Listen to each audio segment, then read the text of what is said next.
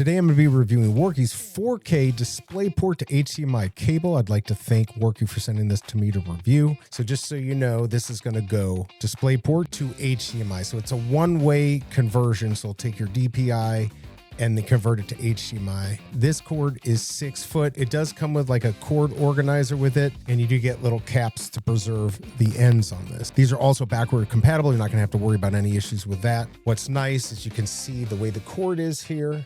It's supposed to be able to give you 16,000 bends without ruining it. I do like these types of cords better for long term than just the rubber ones. They do seem to last better and give you less issues. So it's got all of that. I tried this already from my PC. It works fine. I wasn't expecting any issues. Another nice thing is, I don't know if you can see it in here, the inside are gold plated, which makes it better for conductivity. And they're aluminum shell, which is really nice to see. It's not cheap or anything like that. So this is the aluminum shell right here.